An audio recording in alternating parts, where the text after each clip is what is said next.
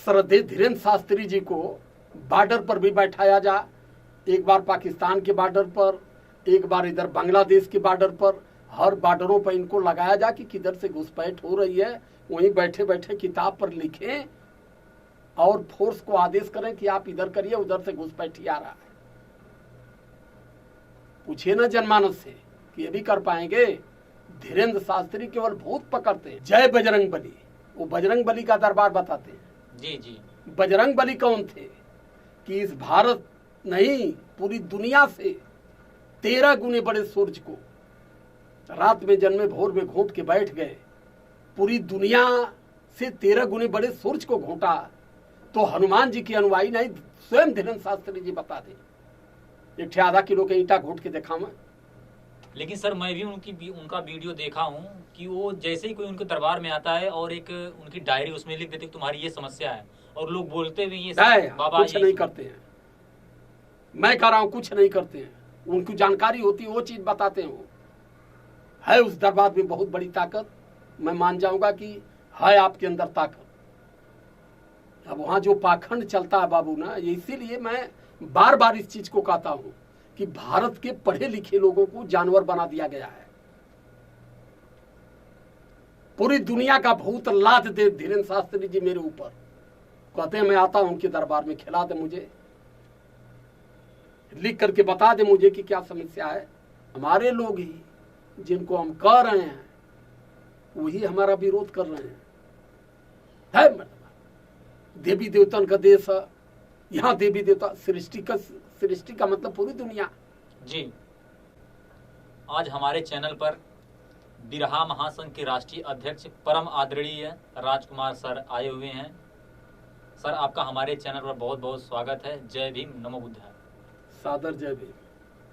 Sir आप पिछड़े समाज को जगाने का बहुत ही सराहनीय कार्य कर रहे हैं, तो इस करके आपको चैनल पर बुलाने का मेरा भी सौभाग्य प्राप्त हुआ है। सर को बुला लूं और उस पर कुछ मिली जुली एक बात है आपसे शेयर करूं ताकि लोगों के बीच में जाए, तो पाखंड और उस पर जो आप काम जिस पे कर रहे हैं लोगों को एक मैसेज जरूर मिलेगा कि ये सब झूठ है और गलत है, ऐसा नहीं करना चाहिए, ये सब पाखंड एक तरह से है। तो सर मेरा सवाल यह है, बागेश्वर धाम के संत अच्छा धीरेन्द्र शास्त्री, अगर उनके पास कोई जाता समस्या लेकर तो समस्या से बताने से पहले ही वो जान जाते हैं कि उनको ये परेशानी है और अपने डायरी में पहले ही लिख देते हैं कि आपको ये हुआ है। सर अगर देवी देवताओं में शक्ति नहीं होती तो उनको कैसे पता चलता कि राजकुमार सर को ये दिक्कत है? बड़ा सही सवाल खोज के लाए भाई। पहले तो मैं सादर जय भीम करता हूँ, आपके चैनल को धन्यवाद करता हूँ जी। और धीरेन्द्र शास्त्री जी को तो ये कहा जाए कि स्पष्ट परमात्मा के अवतार हैं जी। और वहाँ मैं जानता हूँ कि लोग मानते भी होंगे। सर मानते हैं बिल्कुल मानते हैं। परमात्मा के अवतार हैं, लेकिन धीरेन्द्र शास्त्री जी के ज्यादा नहीं, महज उनके बाबू जी के यहाँ पहुँच जाइए जी, उनकी स्थिति क्या थी जी जी, और ये एकाएक इतनी बड़ी परमात्मा बन गए जी। देखिए यही कारण है, मैं बार बार कहता हूँ कि भारत में पढ़े लिखे मूर्ख हैं। सर सारे लोग मूर्ख हैं। भारत के पढ़े लिखे सारे लोगों की बात छोड़ दीजिए, मैं भारत की बात कर रहा हूँ कि भारत में पढ़े लिखे लोगों को पशु बना दिया गया है। सर लेकिन उनका दरबार तो विदेशों में लगता है। सुनिए, उनका दरबार विदेश में लगे, देश में लगे, पूरी दुनिया में लगे, पाताल लोक में लगे, वो लगबे करी, उनका ये सब लगेगा। जहाँ जहाँ भारतीय लोग हैं वहाँ वहाँ सब जगह उनका लगेगा। मुझे सिर्फ एक सवाल का जवाब दीजिए, और मैं पूरे जनमानस से भी कहना चाहता हूँ और अपने यशस्वी प्रधानमंत्री माननीय मोदी जी से भी कहना चाहता हूँ जी। धीरेन्द्र शास्त्री जी इतनी बड़े अगम जामी जी, परम पिता परमेश्वर अगर बने हैं तो उनको ले जाकर के बॉर्डर पर खड़ा करिए, जहां से लगातार भारत में घुसपैठ हो रही है, जहां से लगातार हमारे जवानों पर गोलियां चल रही है, जहां हमारे जवान शहीद हो रहे हैं, वहीं धीरेन्द्र शास्त्री को बैठा दीजिए। कौन घुसपैठी किधर से घुस रहा है, पाकिस्तान ने कौन कौन सा भारत के खिलाफ व्यवस्था कर रहा है, और धीरेन्द्र शास्त्री जी धड़ाधड़ वहीं लिखते रहे। धीरेन्द्र शास्त्री जी को ये चाहिए कि कुछ देश सेवा भी करें ना। ठीक है, वो दरबार अच्छा दरबार है, लोगों का कल्याण हो रहा है, लेकिन देश का भी कल्याण होना चाहिए। इसलिए मैं माननीय मोदी जी से अपील करता हूं कि श्रद्धेय धीरेन्द्र शास्त्री जी को बॉर्डर पर भी बैठाया जा, एक बार पाकिस्तान के बॉर्डर पर, एक बार इधर बांग्लादेश के बॉर्डर पर, हर बॉर्डरों पर इनको लगाया जा कि किधर से घुसपैठ हो रही है, वहीं बैठे बैठे किताब पर लिखें और फोर्स को आदेश करें कि आप इधर करिए, उधर से घुसपैठी आ रहा है। पूछिए ना जनमानस से कि ये भी कर पाएंगे। धीरेन्द्र शास्त्री केवल भूत पकड़ते हैं। जय बजरंग बली, वो बजरंग बली का दरबार बताते हैं। जी जी, बजरंग बली कौन थे कि इस भारत नहीं पूरी दुनिया से 13 गुने बड़े सूरज को रात में जन्मे भोर में घोंट के बैठ गए। जरा धीरेन्द्र शास्त्री जी इस पर बात करें, बताएं किसी चैनल पर, और नहीं कोई उनका अनुयायी जो वहां जाता वो लोग पूछें कि सर ये कैसे संभव है। अगर हनुमान जी ने पूरी दुनिया से 13 गुने बड़े सूरज को घोंटा, तो हनुमान जी के अनुयायी नहीं स्वयं धीरेन्द्र शास्त्री जी बता दें। एक आधा किलो के ईंटा घोट के देखा मैं, है उस दरबार में बहुत बड़ी ताकत। मैं मान जाऊंगा कि है आपके अंदर ताकत। अब वहां जो पाखंड चलता है बाबू ना, इसीलिए मैं बार बार इस चीज को कहता हूं कि भारत के पढ़े लिखे लोगों को जानवर बना दिया गया है। पूरी दुनिया का भूत लाद दे धीरेन्द्र शास्त्री जी मेरे ऊपर, कहते हैं मैं आता हूं उनके दरबार में, खिला दे मुझे, लिख करके बता दे मुझे कि क्या समस्या है। ये सब एक मिस्तिराना है। कारीगर होलो ना, गाड़ी बनाओ के अलग कारीगर,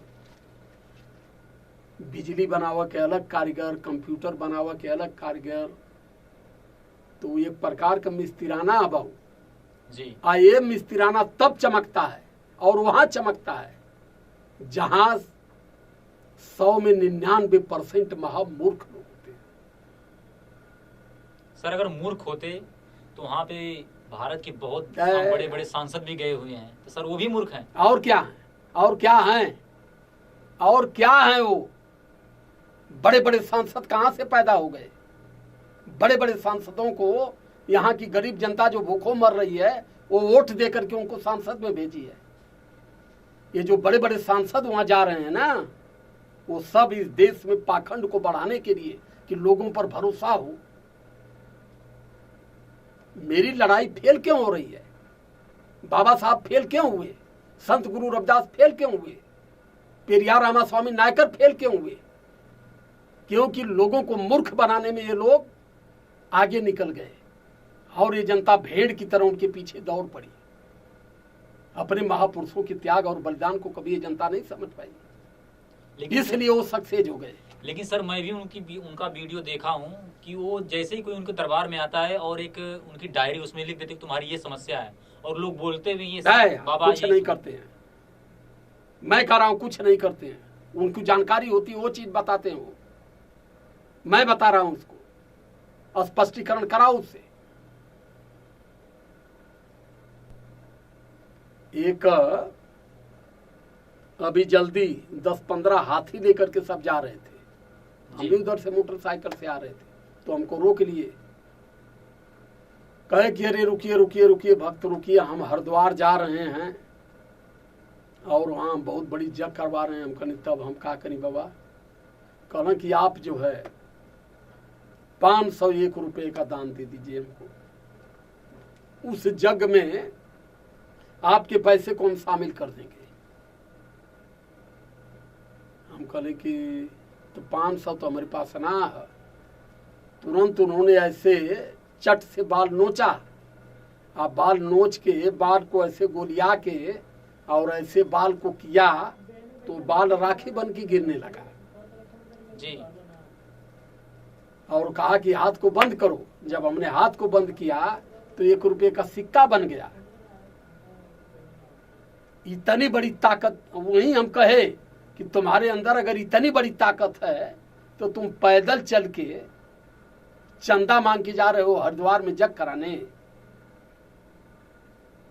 जब बाल से तुम पैसा बना सकते हो तो किसी नाई की दुकान से 4 खचोली बाल इकट्ठा करके 2-4 करोड़ बना लो।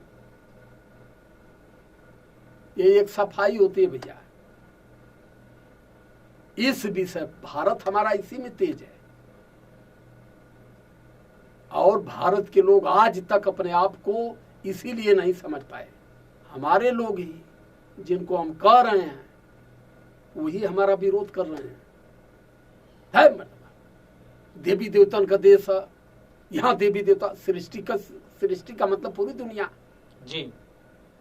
ब्रह्मा ने पूरी दुनिया बनाया। तो ब्रह्मा पूरी दुनिया बनाए तो उस समय बैठे कहाँ थे? क्या पेड़ पर बैठे थे कि जल पर बैठे थे? ये कहानी इतना माच के गढ़ दी गई है ना, और हजारों साल से लोगों के दिमाग में ठोक ठोक के बैठाई गई है कि इतनी जल्दी ये निकलने वाली नहीं है। लेकिन जो ये जान गया कि ये गलत है, ये तब जानेगा जब बुद्ध को और बाबा साहब को पढ़ेगा। सीधा मेरा मुद्दा एक है। सर, आप हमारे चैनल पे आए, आपका बहुत बहुत धन्यवाद। जय भीम, नमो बुद्धाय। सादर जय भीम, जय संविधान।